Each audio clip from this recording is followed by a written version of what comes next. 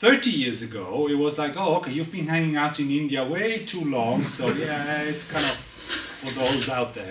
But then about 20 years ago, it started becoming more mediator. Yeah, we know what mediation is. And, no, that's not what I'm talking about. I'm talking about meditation. And so about 10 years ago, it started becoming sort of mainstream, because obviously something was happening. And I'll be speaking about that a little bit, of what's happening in the background, so that people now are interested in meditation. It's not so fringe anymore, and it's actually health intervention that has been proven in many ways to be beneficial. Now, of course, there's many people here that have come with an intention. Why are you here? Can I ask you why are you here? Curiosity. Curiosity, yeah. Oh, okay. Anything else? Huh? To learn. To learn something, yeah. Mm-hmm. Anything else? To meet other curious people. To meet other curious people, yeah. And so, what's your expectation? Probably some people will say the same answer. Yeah. To learn something, to meet people, but maybe there is something else. To have fun. To have fun, okay. Great. And your knowledge. Uh-huh. Okay, thank you. So obviously, nobody of you said, and that's important, I came here because I want to have a miserable time. We don't do that. Why don't we not do that? Because obviously something in us, and we're all the same, nobody said, I'm here to have really a shitty time. But how did you learn, or came to the answer of what you were asked to answer? You didn't read it on a paper. Did you read your answer, curiosity, on a paper? I was preparing at home, yes. Right, okay. But what did you do? I don't know, it came to me. Where from? I don't know, from the ether. You had to look inside. You had to basically look for the answer somehow inside you for that answer to come out, because it was obviously directed. Now we are living in an environment where a lot of answers are looked outside, where many of the answers are already inside. So I'll be speaking to that a little bit, because that's important in the course of today.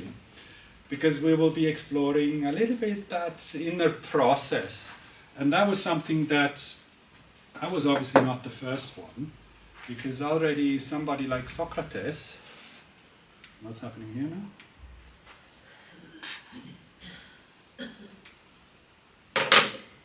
So, let's see if that will reactivate. Yes. Said something that is quite important. The mind is everything. What you think, you become. So that's not something that is foreign to us, but it has been in our culture, but we so quickly have actually forgotten, particularly over the last 300 years. And now we're only having therapeutical interventions when something is not quite right. And another person that has been an inspiration for me has been Albert Einstein. And he said something that no problem can be solved from the same level of consciousness that created it. So this actually implies that consciousness needs to somehow either shift or change, or we need to take a different perspective. Something needs to happen in order to solve problems. And so I was kind of like dumbfounded by all of this in my environment. And for me, the big question, and I remember very clearly, when I was about 12 years old, because when we were 13 we moved, and I remember still when it happened, suddenly I had this epiphany where I realized I'm conscious.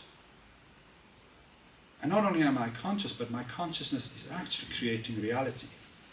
Because whatever I do, that somehow shapes my reality. Now, unfortunately, when I started looking for where can I study, I had basically three options.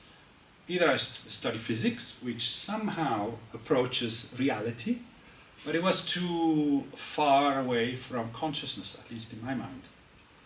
And then I thought, oh, I can actually also study psychiatry, because obviously in psychiatry you have a medical understanding of what is consciousness, and but that again was too much on the pathological side.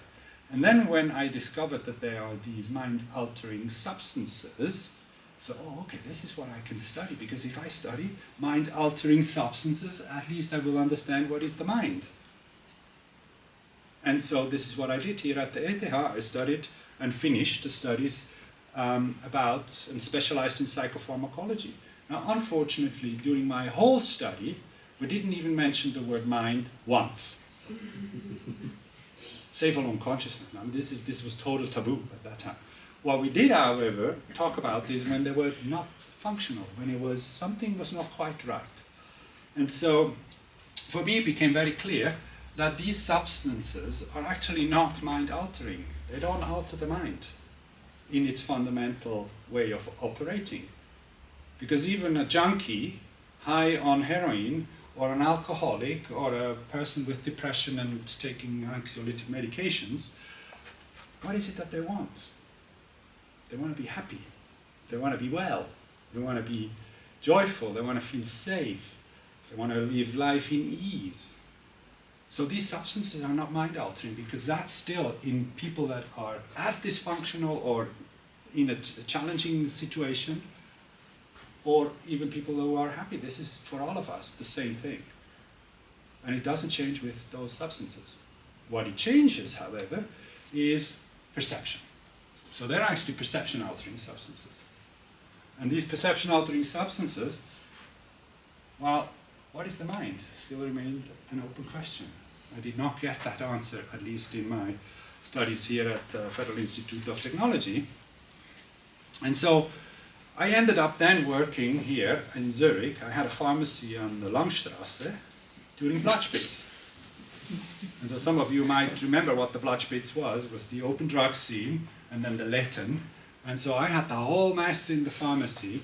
And these were only the illegal drugs, because the legal drugs, like sleeping tablets, antidepressants, anxiolyticas, and all of that, that was also not addressed. And so I came to understand that these things, like unhappy, stressed, tight, these are the...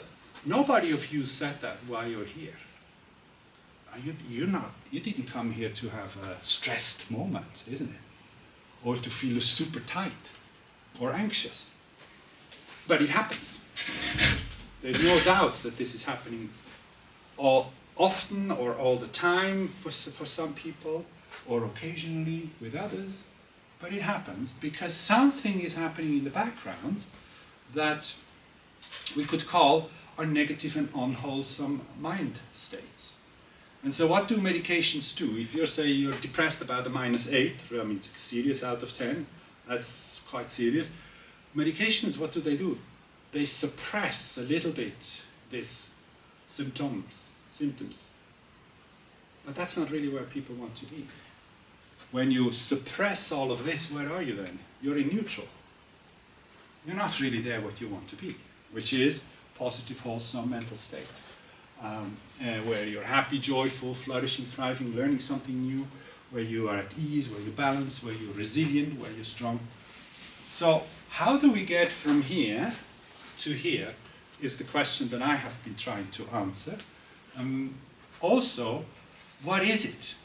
What are these states? And so after working 4 years at the Blatspitz, I then decided, okay, I'm going to use my knowledge in an environment where it is really more beneficial. And so I signed up with an organization called Pharmaciens Sans Frontières. It's like Médecins Sans Frontières.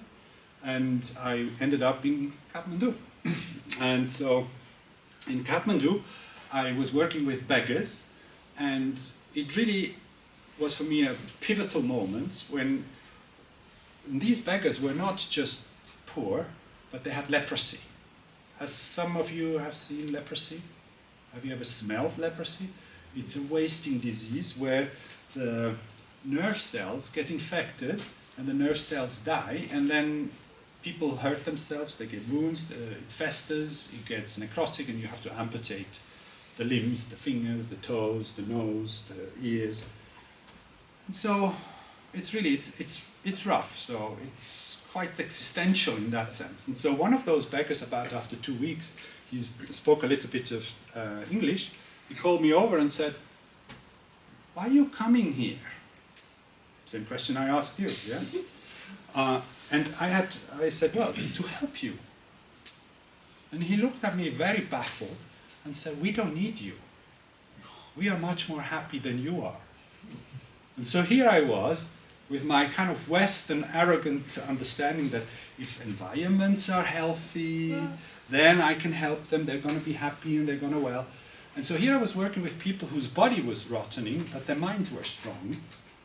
Whereas here in Switzerland I was working with people who, healthy bodies, but the minds were rotting. So that opened up a big question for me. What's going on here? And so during that time I also got involved with the Tibetan community who was in exile in Kathmandu at that time. And so I thought, that's incredible. I mean, these people have lost their country, they have lost their family structures, they have maybe even lost members of the family, or when they were fleeing, half of the people got shot because they were hunted down. And so and suddenly I was working with these people who were strong, they were joyful, they were still incredibly resilient. And so the question begged an answer. Well, what's going on here? And so I decided, well, first I had to learn Tibetan, and then in Tibetan I studied Buddhist philosophy. And not only Buddhist philosophy, but Buddhist dialectics, which involves both the philosophy but also the practice, and then also how do you actually generate these states of well-being. And I spend a lot of time also not only debating, here you see me with my classmates debating, but behind the wall you have the Dalai Lama's residence. So the Dalai Lama was inviting every 2 to 3 years some scientists to have a dialogue with him around topics such as sleeping, dreaming and dying, or destructive emotions. What are they? What does Western science say about that? And what does Buddhist science say about that? And so for me, I was very privileged. I slipped into all of that because of my language skills, but also of my concept skills of bridging Buddhist language and concepts with Western language and concepts. And so here I am moderating, but this is a picture my wife has taken, Betty. But we had these conferences since late 80s, and that's the time when I was up in Dharamsala. And then I became the CEO of the Mind and Life Institute, but not only as the facilitator of these dialogues, the curator of those dialogues, but also as the enabler and also as a guinea pig. And this is where I'm coming from to speak about. And this is actually a conference that took place in Zurich in 2010 at the Congress House, where we had economic systems. And what are economic systems? Are they really helping people, or are they undermining well-being? And so we had neuroscientists, clinical scientists, and psychologists, and different people that were really dialing in. Again, all of this has been published in books, so some of the books I was involved in. And so if you're more interested in all of that, this is about physics, and this is more about the clinical dimension. This is just the general, that was the first public talk that was held in the MIT. So this is the background that I'm bringing here. And so I mentioned it a few times. Previous, yes, absolutely. Sure.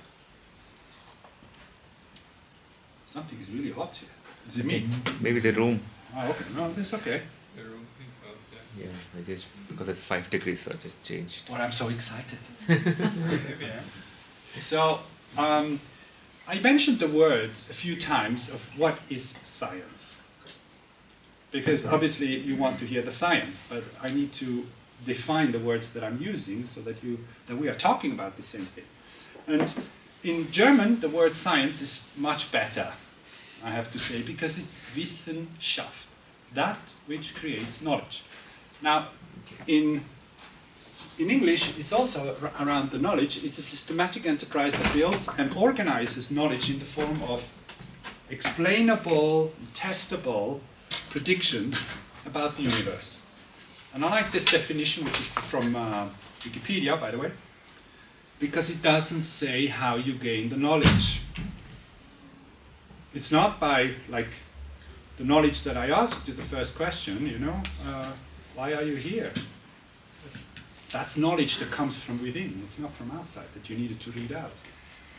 And so that we have different methods of looking at how do we gain knowledge. One is obviously, for us classical in the West, is by looking through a tool that magnifies whatever we're looking at so that we can see it with our eyes. Microscope or telescope. Obviously the magnification is inverted here than in the telescope. So it's actually an exploration of the outside world. And that's important. Otherwise we wouldn't have this PowerPoint presentation, we couldn't fly, we couldn't communicate at long distance. So that has really brought out a lot of benefits. Also about the microbes. We understand now, oh, okay, a microbe really brings pathogens and then we're getting sick. That's one way of looking at reality. But the other one is also as valid, which is looking inside.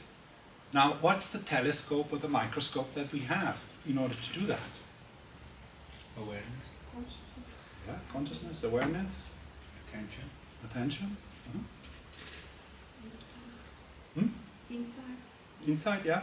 But we need to have a stable mind.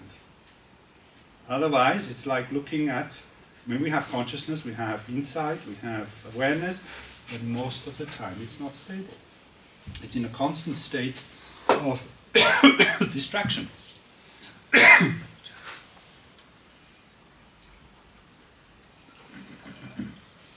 So, for me, these two methods are actually not mutually exclusive, they're complementary. But they have their own validity in their own field. And so, we were then invited as these long-term experts, and this is for me an iconic image, where you have somebody who is really an expert at not only awareness, but stable awareness. And it's able to look at the mental process very precisely of how is it unfolding. Because most of the time our mental experience is just one big mush, or one swoosh of from one state to the next, and we don't know what's happening. So by slowing down that process and being able to really have a very precise observation of your own mental process, you can actually start discovering how it unfolds and how it works. And when it gets triggered, or when it is moving into a direction which might cause suffering. And so what we can say now is that there is science of contemplation, which would be basically all these electrodes that have been put on those long-term practitioners, including me. But contemplation as science is also valid, where you use contemplation to really understand much better of what is actually happening. And so when did that start? And that started when I was already in Dharamsala, which is in the north of India, where the Dalai Lama is living in exile, when these scientists came and they brought in this massive high-power laptop that had 80 megabytes hard disk, and it was 4 kilos or something, and they brought it up to the high-end, or also cameras, and they were looking at the experiments that they had at that time. And then they also came to our school, and I'm going to expand this image so that you can see it a little bit better. And so they came to our school, the scientists, saying, this is how we explore consciousness and compassion. And so Francisco was sitting there with his blue hat, and if you look at everybody else, they're breaking up in laughter. And why are they laughing? Is it because Francisco looks so funny? Francisco Varela looks so funny? No, not at all. Because it doesn't make any sense to look for consciousness up here only when it's a full body experience. And compassion is at the heart. It's not in the brain. So, in the meantime, obviously we have developed much stronger tools and gadgets and capacities to look at structures of hard bones or soft tissues, like the brain. And not only that, but we can sequence much faster the changes that are happening, and then we give them color.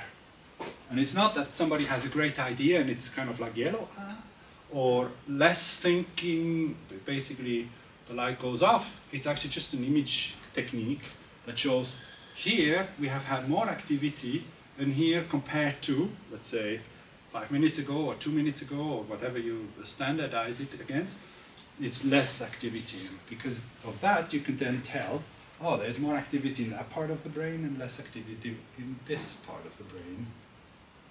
But you still need to ask the person, what are you doing? You can't just look at it. Now, obviously, we were the first guinea pigs in the lab. This started in 2002 and 4. We were then invited as long-term practitioners to really explore, well, what's different with these guys that have been meditating for not just 2 weeks or 2 months, but multiple decades. And so this profile, in the meantime, you know, and this is actually the first time I was really happy that I was bald.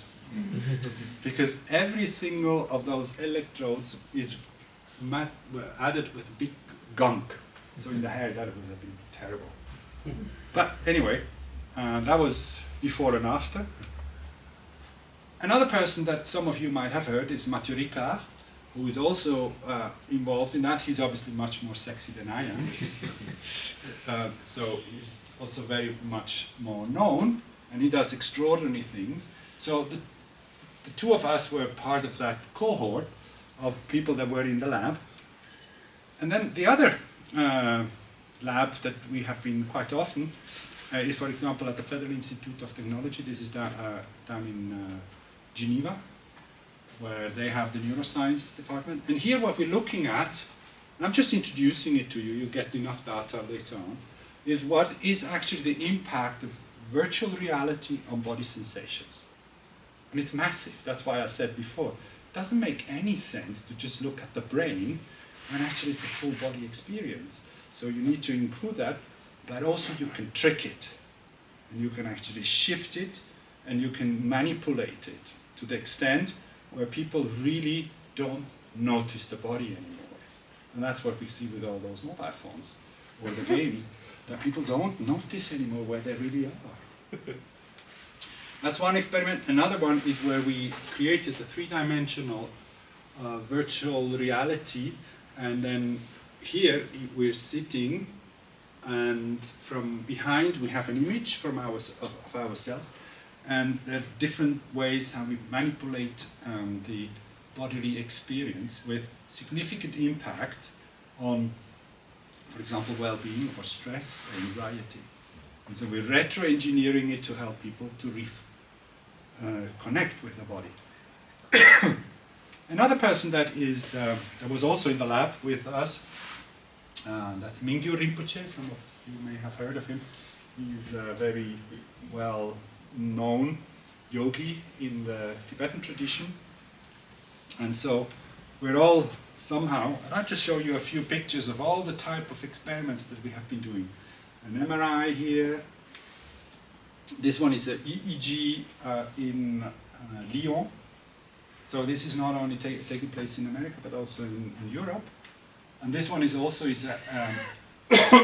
we call it the hairdryer. Of course, for me it's useless, but it's actually a magnetic field measurer whereby you look at magnetic changes of zones in the brain. So these are sort of the coarse methods that are being applied from outside to look at all these different things that are happening in a brain or in a body experience. And when you look at, this is in 2000, during the conference where the Dalai Lama asked the scientists, well, you with your tools, can you really, when these discussions are all interesting, but what can we do for society? And then he challenged the scientists to look at the methods, if they are really beneficial. And then he said, if they are beneficial, they should be made available for everybody else, not just the Buddhists. However, if you prove that something is not beneficial, then we Buddhists have to change. Imagine the Pope saying something like that. So this is kind of like the level of openness where this dialogue is taking place. And so we then... Or confidence. Confidence also, correct, yeah. And obviously, this is just one point that I was at this was at Brussels airport. I saw these 3 magazines just lying side by side in February of 2014, where really this has come up as an interesting topic.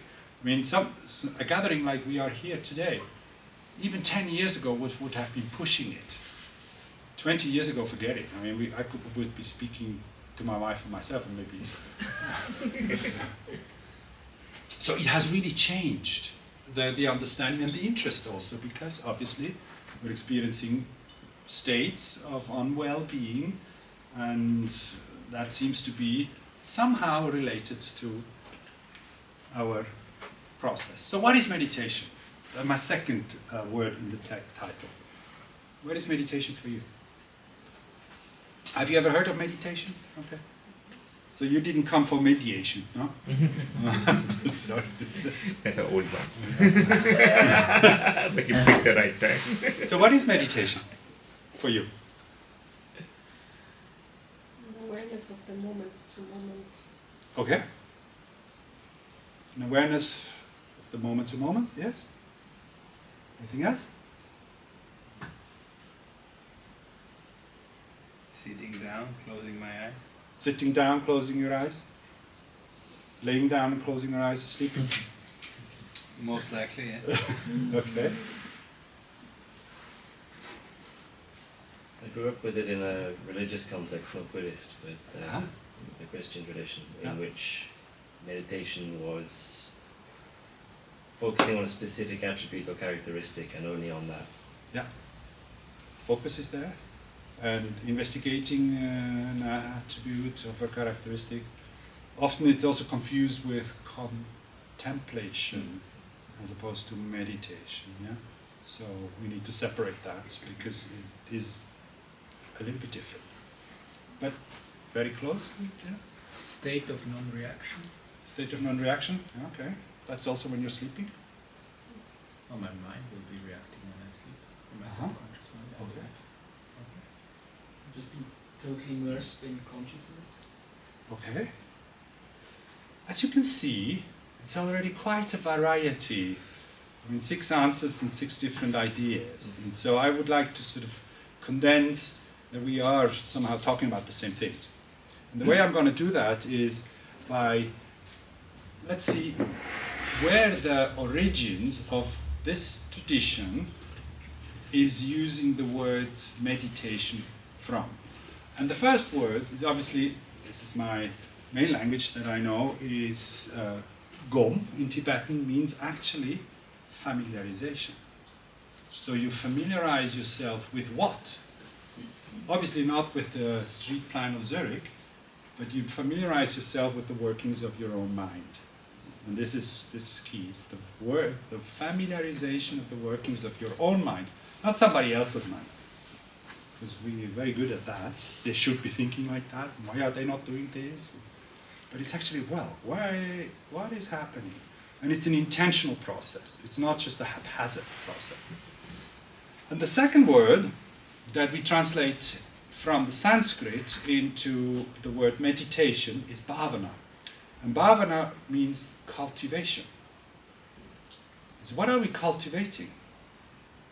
We're obviously trying to cultivate certain qualities of the mind, such as focus, was mentioned, clarity, insight, wisdom, compassion, all those qualities that move us away from those unwholesome mental qualities into the wholesome mental qualities. And so we could say that positive, in this context, is not pleasant and unpleasant, which often is also, again, very confused.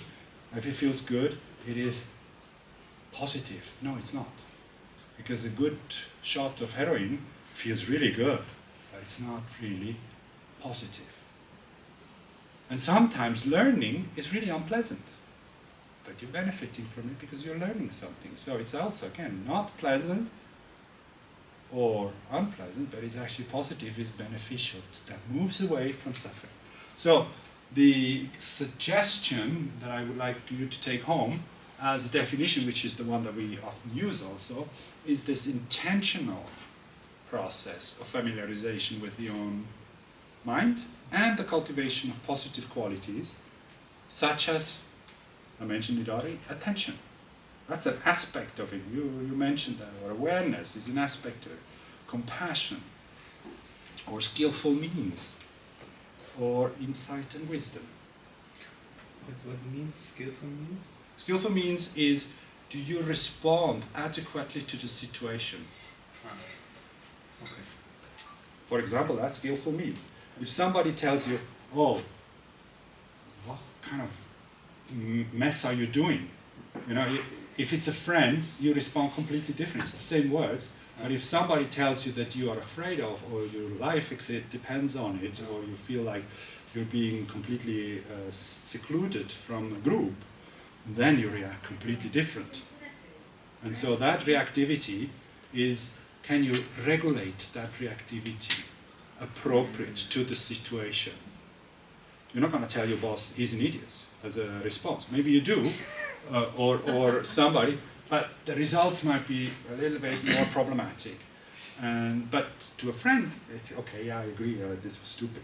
Mm-hmm. So the skillful means is to the situation-dependent response that is appropriate.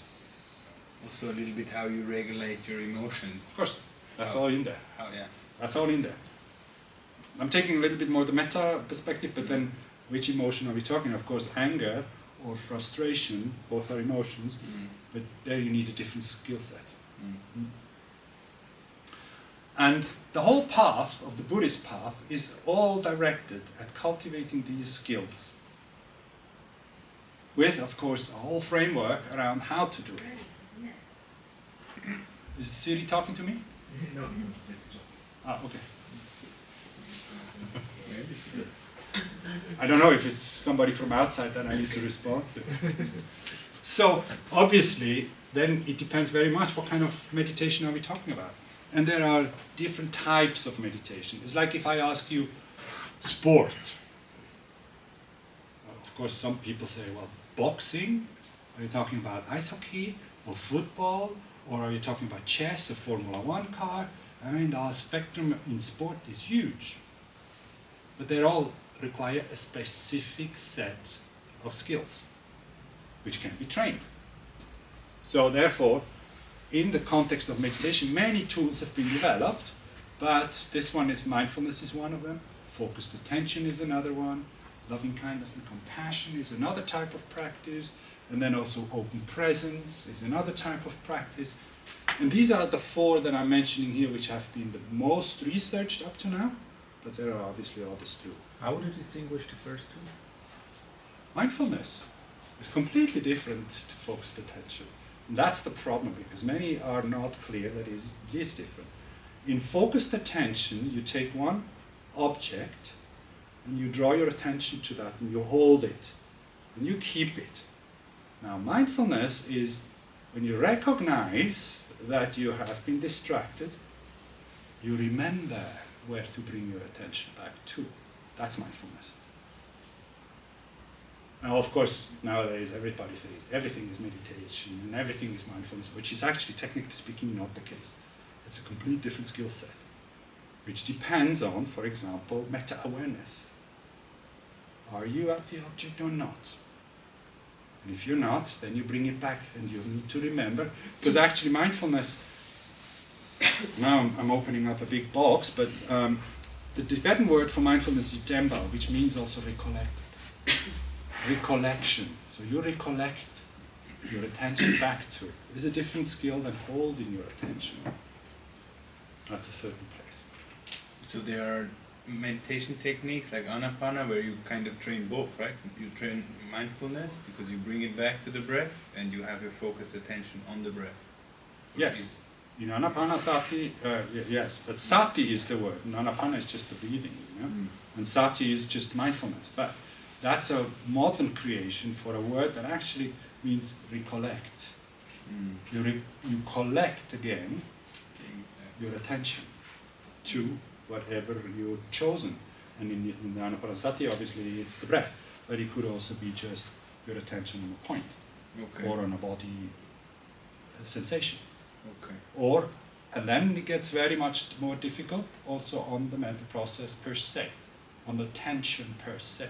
You can focus on attention and stay on attention, as opposed to the attention that is engaged in.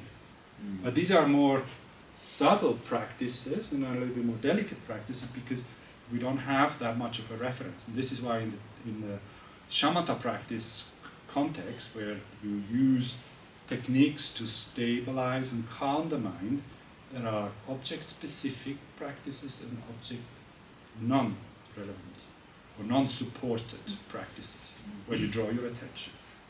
But to what? And that's the focus, is the goal, and the other one is really how to bring it back to. Can you elaborate a bit of the open presence compared to mindfulness? Yes, that's when you're actually just not having an object anymore. You're basically resting the mind in its spacious quality, its openness, in the state where it's not really object specific, like we were saying now with mindfulness. And then you just have basically an experience of that. And then a thought comes up, and it disappears again. The sensation comes up, and it disappears again, because you're not caught in it. But normally, an emotional charged thought comes up, and you're kind of like, oh wow, how do I go? And you get stuck in it. So in open presence, you're super stable, and that's when shamatha basically starts leaving level 3, because there are 9 different types of shamatha. And so after level 3, that's when you're just basically resting in the awareness in itself. Shamatha is calm abiding. So vipassana would be an open presence, or is that a new source? Do we really need to go down that road also? Because vipassana is often misunderstood. It's actually, these are insight practices, yes, but there are so many different types of practices, and this is also what we have been sort of discussing with the sciences, because there are certain traditions that have taken the whole tradition as a vipassana tradition, when in fact it's not. If you look at the methodology and the techniques, it's really just one element. And the 2 elements of the practice are stabilizing the mind, calm abiding, shamatha, and then explore what's happening there. And that's vipassana. So vipassana obviously can be intellectually done, where you explore objects. Do they have an inherent nature, and do they have a permanence? And that insight that emerges is all in the vipassana context. But that only starts emerging when the mind is sufficiently stable and clear. And so it's actually it's like 2 wings of a bird. Vipassana and shamatha. These are the 2 wings. Because if you only use one, what's going to happen? You're going to go around in circles. And if you only use this one, you're still going in circles, but the other way around. You're not really using both wings. So vipassana is basically using calmer mind to explore phenomenology of your own mind. And then the insights that come from that, you apply that, both in the practice but also outside the practice. Does that help? Diego, you put mindfulness as a part of meditation. Yeah. Some people put meditation as a subset of mindfulness. No, definitely not.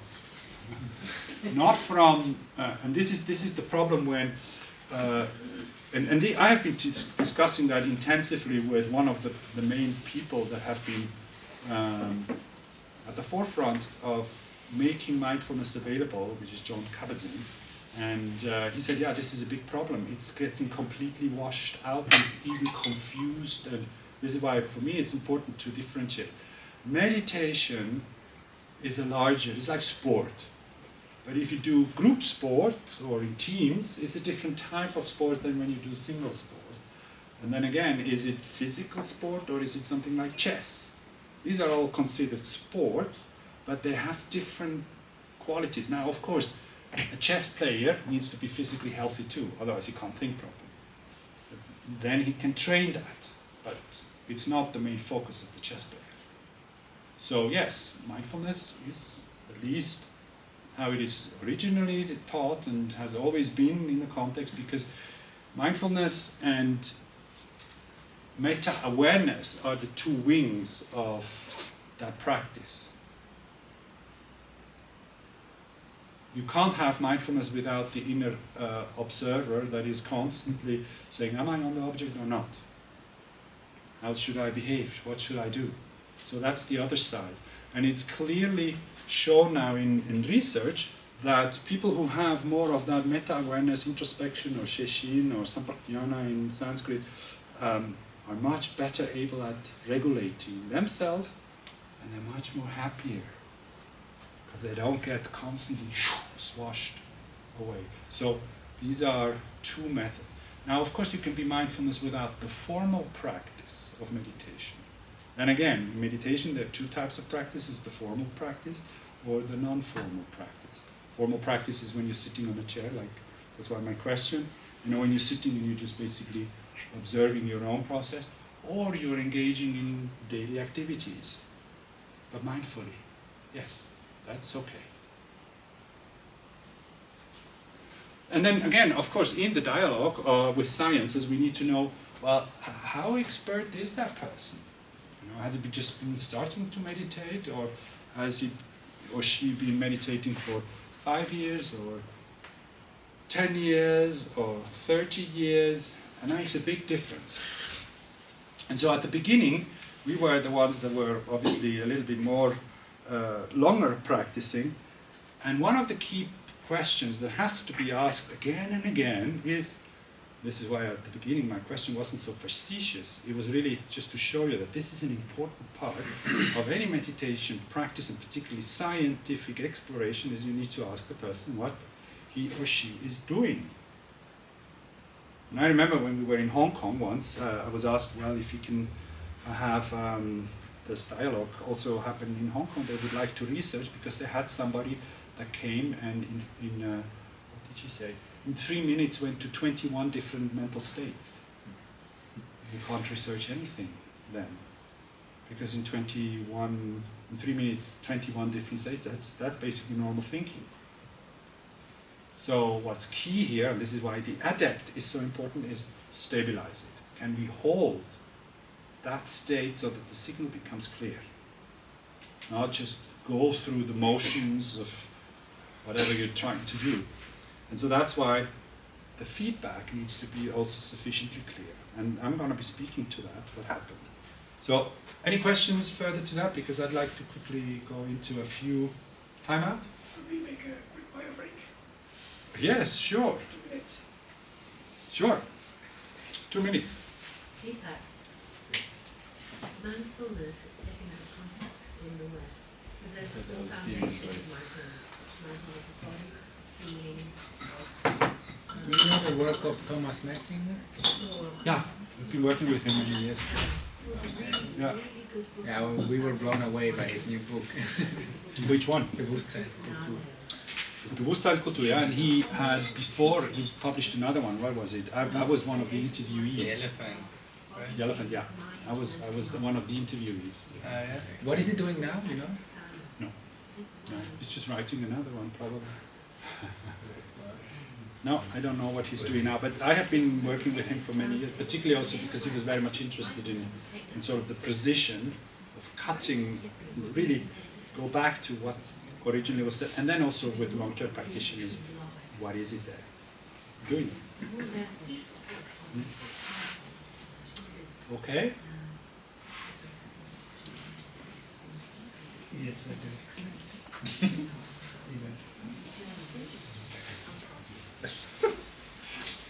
So what I'm going to show you now is a few images and a few of the research that has been... Oh, he's not back yet.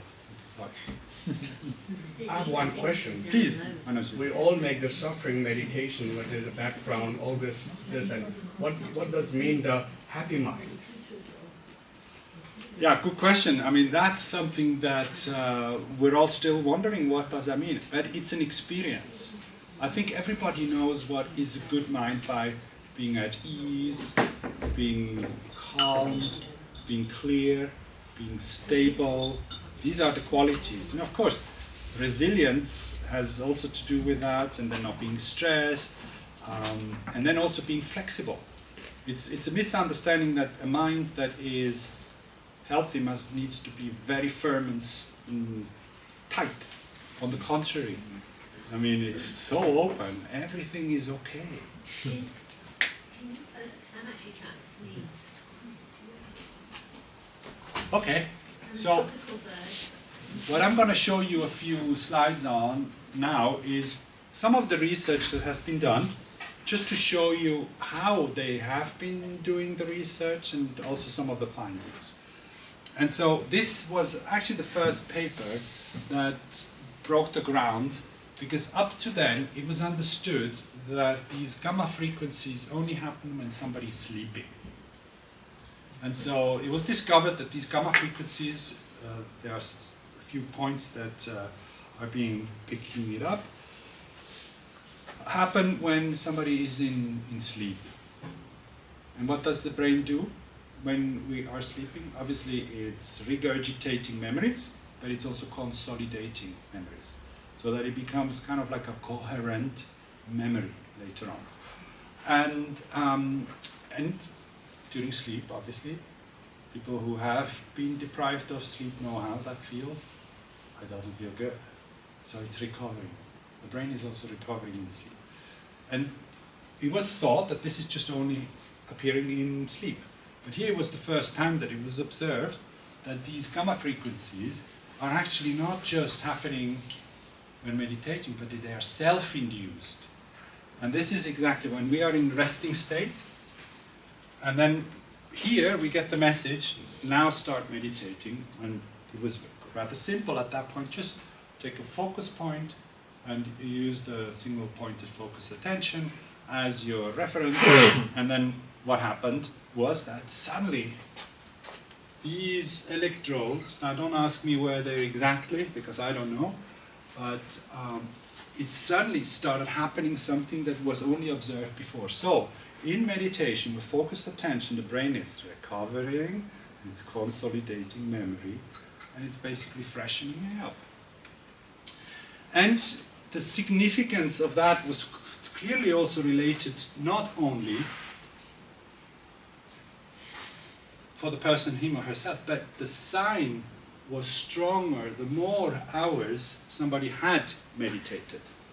Now, 10,000 hours is what? Is 30 hours, 30 years, 1 hour a day. So that means 3 years of 10 hours a day. That's 10,000 hours. So it's not just a little bit, and then, now somebody had also 20 or 30 or 40 or 50,000 hours of meditation. So that's a lot of practice. But the significance was clearly correlation, that the more, probably something is happening, is shifting. So that's one of the signs. And these were all long-term practitioners. Nowadays, we know much earlier when these changes started happening. And it's considered to be about after 14 hours of practice, that's 1 week or 1 hour or 2 weeks of a half an hour of focused attention, well practiced, shifts already some parts of the brain, which I will get to. But this is a very specific other area, which that has to do with the initial baseline. And another experiment that always was said, yeah, you know, in psychology these are all sort of not reproducible, and it's just in individual stuff, and So, and the feedback that people give, it's not reliable. Now here something else was tested. We were sitting in front of this computer, and we were asked to just go into more open awareness type of practices, where we had to say how deep are we experiencing ourselves in that depth of the meditation. And so we had the keyboard basically just deeper or less deep. And then we had to say we're now on level 5, or maybe going into level 6 or 7 and coming out again. And then that was plotted against the gamma activity. And interestingly, there was a very strong correlation between from outside measured gamma activity, which is the blue line, and then also the accuracy of people who have trained their mind to be able to really describe it very accurately. Now that wiped the floor with a lot of the arguments. That you cannot, which was the argument, you cannot observe clearly and reproduce clearly the feedback of what's happening in your mind or in the experience of it. But this was a strong correlation. So that's another thing that was shown. A third thing that was also shown is, well, these are all the long-term practitioners. So yeah, they might be already weird to begin with, that they spend so much time sitting, but is it also possible to change something when somebody has never meditated, goes through an MBSR training, and then after 8 weeks of MBSR, something may have shifted. And so these people were put through that, and that was done at the lab of Sarah Lazar at Harvard. And they discovered that actually, yes, certain areas of the brain had changed in density. These 3 areas. And what are those areas? They're all emotion regulation centers. They're all related to the emotional regulation. And that's after 8 weeks. And so they had to practice quite a lot, 8 weeks, but nowadays we can say that after 14 hours, we can, 14 days, sorry, 14 hour days, you can see the shift in these areas already. The brain is malleable, the brain is plastic, it's actually adjusting to the stresses. The problem is that the brain constantly adjusts to stresses, unfortunately also the unbeneficial ones.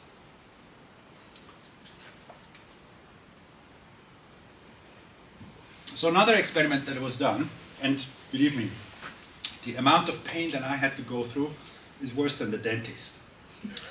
Because they love to experiment with pain, because it's a clear signal. So okay, of course, for the sake of science, we said yes. And this one is, when the pain comes, what happens to the pain? It actually gets bifurcated, the experience, or not the pain itself, but the signal, gets bifurcated, and in the thalamus, it gets basically processed, and then it goes into the somatic area, and this is the part where it says, oh, withdraw. It's a physical movement. And then, okay, the signal comes back, and it goes out, and then the hand is removed. That's the pain response. But there's another response which is actually much more interesting. It shifts somehow in this area. The amygdala there are 2 amygdalae. And what does the amygdala do? Basically it says, will I survive or will I be killed? Will I survive or will I be killed? Will I survive or will I be killed? That's basically all it's doing. So when it is dangerous, it activates everything. So that's why you get so stressed when something feels really to the point, really dangerous, to the point where either you fight, or you freeze, or you faint. You completely get blocked. And you can't also think clearly anymore. So when the pain is too much, this gets all activated. But the insula is the switchboard where this gets still sort of processed. Stress factors. And so with that, we were again invited into the lab, and you see this looks like a tapeworm, but it's actually a patch like this big, It's put on our arm, and there the heat shows up through this, you see the kind of like the touch base, and we always have the possibility to say stop. And there are two temperatures that come through that. One is the temperature of about 36 degrees or 51. 36 degrees is pleasant, it's not painful. The 51 is painful, but it doesn't damage the skin, so it's just very unpleasant, and it activates the whole pain matrix. You have a question? No? No. Oh, okay. So what happened? Look at, and this is the insula where they were looking, is basically, oh, stress, this is dangerous, I need to do something, and how am I going to cope with that? Shall I fight, run away, or is it just something that I need to process? So this is all basically happening. And so when you look at just the green and the blue line, the 40 seconds before, we're lying in the scanner, and 40 seconds before they say, okay, in 40 seconds the experiment is going to start. And then we wait, 40 seconds, and then at 0 point, it gets warm. And sometimes, not always, but sometimes it gets hot. At other times it just stayed warm. And then after maybe 23 or 4 seconds, 12 seconds warm, and then maybe 12 seconds of heat, and then it stops at 24, it's gone. What happens? For the people who are not well trained in coping with that, the arousal, oh, it's gonna be painful. It's already so high, by the time the arousal is so high that there's not much more to be aroused with, even if it gets warm. It hasn't even started at this point. Up to here, nothing has really happened. But green and blue are already so high that you can't really differentiate between actual pain and mental pain, stress. Would the same thing also happen if you had like a placebo effect? You know that even if you would not actually, put the heat on that thing and just you've been told, in 1 minute it's going to be like. Yeah, that's hot. the placebo effect. Yeah, that is the placebo effect. But would that Yeah. would you see the same or sort of the same curves? If you would have just experienced the placebo effect compared to actually experiencing the heat. Well, this is not an experiment that was just done once and then finished. It was a repetitive. So people have to know how nasty the pain feels, or they have to expect how nasty the pain feels. And so, obviously, by this point, that's all placebo. Nothing has happened. But what is happening here is also, it's not painful. But just the warmth is already sufficiently triggering and excitement inducing that the actual experience, you can't really differentiate it anymore from the insular side. Of course, you feel the heat, but the arousal of the whole nervous system is already at that level. Now, the interesting thing is for expert meditators, and this is where it depends on what kind of practice you do. It's very also important. The arousal of the insula goes down, of the pre-insula, anterior insula. And, well, there's not much happening, it's just warm. Or hot, yes, it is very hot in the sense of painful, but the key here is how quickly they recover. And they are still up here. Now imagine here, you send another message, oh, by the way, in 40 seconds. And in 40 seconds, and in 40 seconds. The person never really recovers because they don't know how to regulate, down-regulate this stuff. So this is what we're experiencing all the time with the media, for example, or the fear-inducing experiences that we have with all the stuff that we are experiencing. What's the difference between the yellow and the red? The yellow and the red is that red is heat and yellow is just hot, warm. That's the only difference, but not really much has happened. Once the warmth is over, then of course the recovery again goes back to zero. But these guys up here, they have a much longer lag time to recover. even if it wasn't painful. Am I reading right that even the experts in the anticipation phase Yeah. became more calm than the Yes. baseline? Yes. And why? You're meditating. What type of meditation you're using? So this was open awareness, where we were asked to just explore what's happening, not focused. And then there was another, but I'm not showing that, where we had to think something, compassion, or something that we're craving, or something that we are attached to, or something that we want to focus on. Also, again, completely different, but I'm not showing that. So, Can I ask a question? Can I ask a question of the Yeah. previous slide? I mean, this one really reminds me of like what I'm observing, because I work in a large organization that has a lot of restructuring going on. stress. And a lot of stress. So basically, it feels like this anticipatory pain that Mhm. people are experiencing. Mhm. You know, even things nothing really happened to that department. A lot of people are already kind of so stressed out. I think the burnout rate is skyrocketing. Sure. And it's just so sad.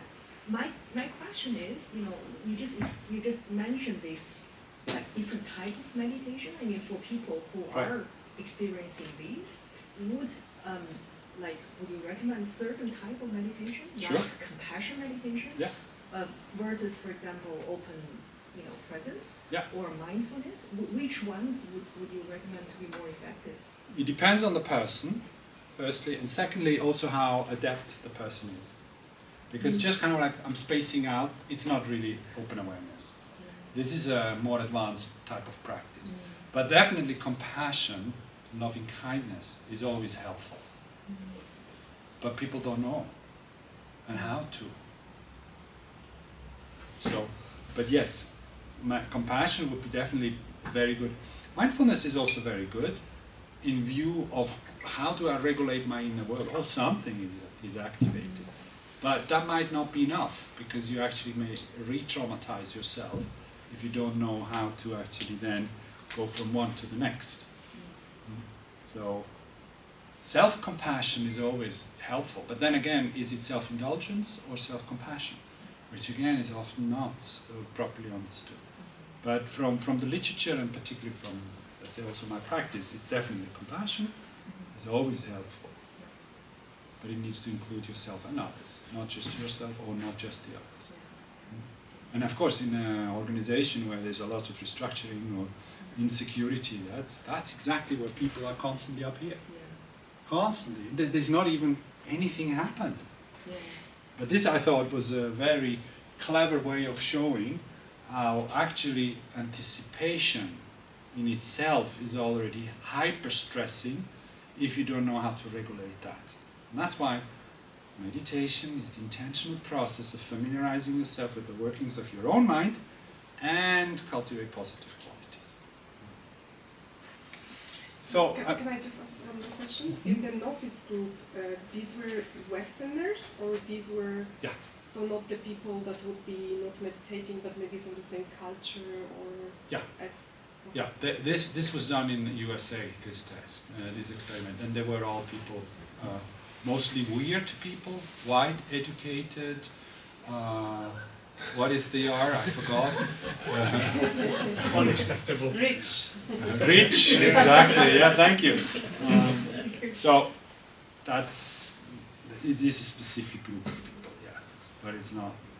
So anyway, the third one I thought is also interesting, and I wanted to show you that, which is research done in Harvard, and it was published in Science, so it was really also another landmark experiment where they were exploring conscious experience during various activities. And so they were given an app, and at the beginning was maybe 1,000 people got that app. In the meantime, it's over 15,000 people who have done that and have given feedback, and the data has really been massive. And in the app, it makes ping, and then you basically just say, what are you doing right now? Secondly is, what are your thoughts? Well, have you been focused on what you're doing, or have you been thinking about something else? And what are the feelings that go with it? And so they had to give these feedbacks. And what happened is that there was an alignment, and this is sort of 65% of happy, yeah, not 100% happy, but let's say rest, sleep, or working, home, and watching television, doing housework, taking care of children, or praying or meditating, is also exercising, talking, conversation, are a little bit outliers and making love. Interesting, also not 100%. Why? Because you might have been thinking about somebody else or something else. So that's a bit of an outlier, but it didn't actually show much at this point. Because it was sort of, any type of activity was sort of aligned between 55 and 75%. It's not really a big distribution, yeah. But when it gets really interesting is, okay, what's happening to the mind? Is the mind present or is it distracted? Is it busy with something else? And when it's unpleasant mind wandering, oh wow, that's interesting, really. There's some thoughts or some type of thinking that is constantly interfering. I can't really focus, or I'm actually constantly thinking, it would be much nicer if we were not here. Oh, if were not here, I would actually be doing this or like that, and I wished I could. So we all know that. When this type of thinking interferes, it can be really interfering. And sometimes we cannot really extract ourselves. Yeah? What's the x-axis, please? The X here, Yes, what metric is it measuring? it's just 100% happy or 0% happy. Yeah, it was a simple. So it's subjective well-being. Totally, yeah. So it's just a perception. Exactly. So But the it's feedback very, from the subject. yeah, there is no objective measurement for happiness. But it is definitely a very personal feedback that people had to be giving at this point, yeah?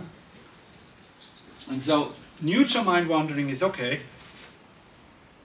It's okay, but it's really not so unpleasant, but this unpleasant is really what is destroying.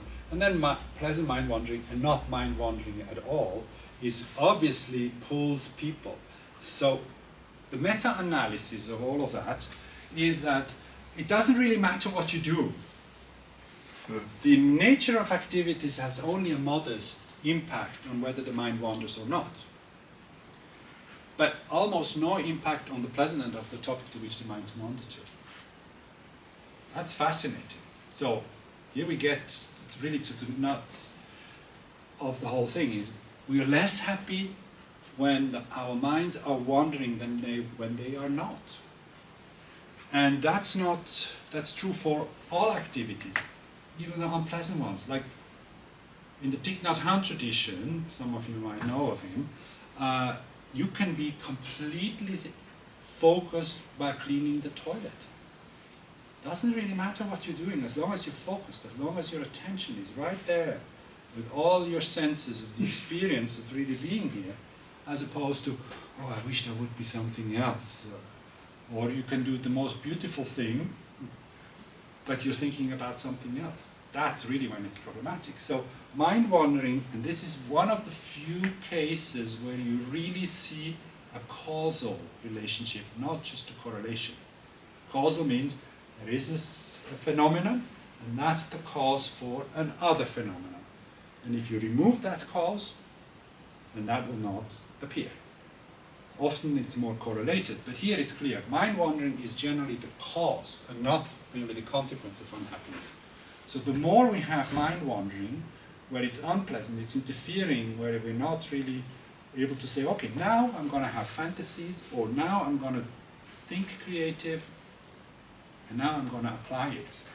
When you have that capacity to shift your attention, then when you don't have that, that's a cause for a lot of unhappiness. So by training focus, and not just mindfulness, but training that focus, we really are able to develop that.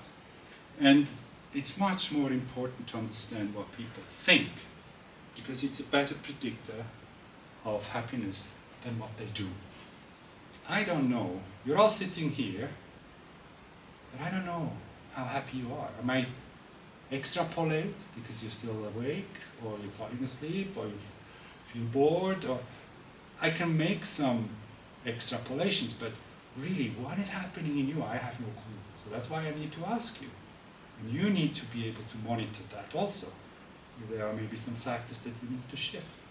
So, with that, I'm going to close now by saying, what are the benefits of the meditation? It improves attention in relationships. When we are more in touch with our emotions, and when we are aware of our feelings, we are able to quicker recover from those stress triggers. And we have them, definitely, all of us. But it reduces anxiety. It's also applied now in addiction, in treatment of depression and stress reduction, and I mean there's many applications where we have meditation being applied, mostly mindfulness, yes. And then reduce blood pressure, pain response, stress hormone levels. There's also improved social skills, eating disorders, attention regulation. And even on the cellular level, it has been proven and shown that this is much healthier, and resilience is part of that. So the conclusions of all of that, I just want to draw your attention to it, is that this ongoing conversation is not finished.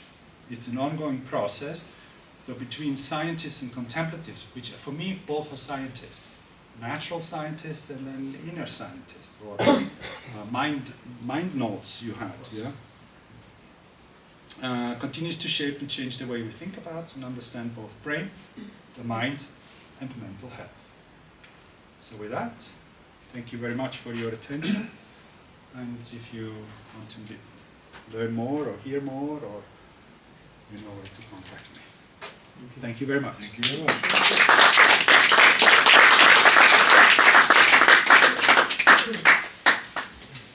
And we can have some Q&A, questions, more. So I'm curious, actually, in Buddhism and Tibetan Buddhism, what is the purpose of suffering? Like, why is it out there in the first place? There are two different questions. Why is it out there? And what's the purpose of it? There's no purpose in pain and suffering. It happens. Yes. But there is no purpose, or at least from the Buddhist side. The whole path of the Buddhist teachings is to overcome the suffering, to abandon the suffering. But the sufferings are not going to be abandoned if we don't abandon the causes and conditions for that to arise. So the whole path, again, is geared towards overcoming those causes and conditions. So there's no purpose in suffering. So why not? Well, who said? I'm just curious, like, I mean, if something has been created as a part of the experience of a human condition or an incarnation condition, why would it be no purpose for it? And you would need to just... Because who would have decided that this is a purpose, to have suffering, when nobody really wants it? Don't you need a dualism No. for experience? No. It happens. But it's not necessary. It's not a condition. That's a big differentiator, because yes, suffering happens. I don't get me misunderstood. Suffering happens because we're deluded, we're confused, we're looking for happiness at places where it's actually not there. We are creating causes and conditions that create even more suffering. And suffering is basically a state of dissatisfaction. Dukkha, for example, the word that we translate as suffering, is not only suffering, but it's also dissatisfaction. Is also being stressed or unease or unwell. And so nobody wants to be unwell. Nobody wants to be dissatisfied or frustrated or anxious or being in suffering. That's why at the beginning I made this comment, Nobody came here to... So your basic motivation is not towards that. That it happens? Yes. And that it is caused, again, is an affirmative yes. But there's no purpose in that. What we do with it, that might be our purpose. And we create the purpose, for example, to overcome the suffering. We create our life so that we are helping for others to overcome suffering, and ourselves too. So what's the purpose of happiness then? Why there's a purpose to have... Because the mind is then liberated. The whole undertaking is to liberate the mind from suffering. And it's not a goal, happiness. It's a process. We can be in every single moment happy because we're learning something new. Or we can be bummed because we haven't figured it out yet. So that choice we have every single moment. And so the Buddhist understanding, or at least the teachings goes back to the Buddha, who obviously discovered that there is suffering and there is sadness that goes with suffering, and suffering comes in many different forms, but basically it's being sick, being old, and death. These are sort of the three major categories that we experience, beside the fourth one being birth. But those three major experiences that we call suffering, nobody wants them. But we are experiencing it. But we are experiencing it because we haven't liberated the mind from illusion, confusion, delusion, ignorance, all of that. And we have attachments to things, and we have aversions to things. That's the dualism. And we are clinging on to one thing, whereas on the other thing we're aversive, because that might be threatening. And we are also biological creatures that, of course, we need to survive, and we want to survive, and certain things are happening where we are not even conscious in that sense as babies. We cry so that we're fed. Can I ask one more question? If And this, what happens if we all get liberated and we all have this state of what are we going to do that then? would be wonderful, no? But what are we going to do then? Like what is What like? do you need to do if you're liberated? It sounds very boring to me. So rather I suffer. I just feel like it. I don't know. I come a little bit more from the tantric sort of angle that suffering is also part of You something that's. can use, that's a different thing. Mm. You can use suffering, you can use these states that are not so clear to transform them. That's very Tantra, yes. But it's not the purpose. It's not the meaning of life, is not suffering. But since we're suffering, we better make the best out of it. And that's the tantric approach, where you use these aversions, aggressions, angers, frustrations as a fuel to transform. But it's not the purpose, no. But if I understand Kasha's question, I think you're asking, in my understanding, it's the ontological significance of suffering, like this suffering exists in the world, and the purpose of that is to get liberated. But if the suffering is not there, we cannot be liberated.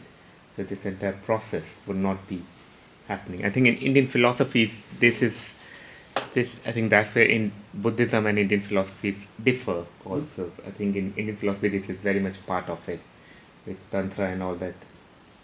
So there's a darkness so that we can see the light and we can go towards the light. Yeah, Buddhism in that sense is non-dual. Yeah. It's very different. I mean, there are many elements that people say, Buddhism and Hinduism is the same. No, they have been debating for at least 1500 years. And then lots of phases have been that Buddhism was suggesting something else, and then of course Hinduism said, oh wow, we are losing our chaps here, because that makes more sense, so we need to adapt again. And then of course the Hindus started developing some techniques, like the Tantra technique, for example, that then the Buddhists say, oh wait a minute, this is something very useful, we can also apply that. And so, for example, just the simple difference between Buddhist understanding of karma and Hindu understanding of karma. People have been fighting about that, but they are different. Because there is much more agency in the Buddhist concept of being able to create the causes and conditions to move away from suffering.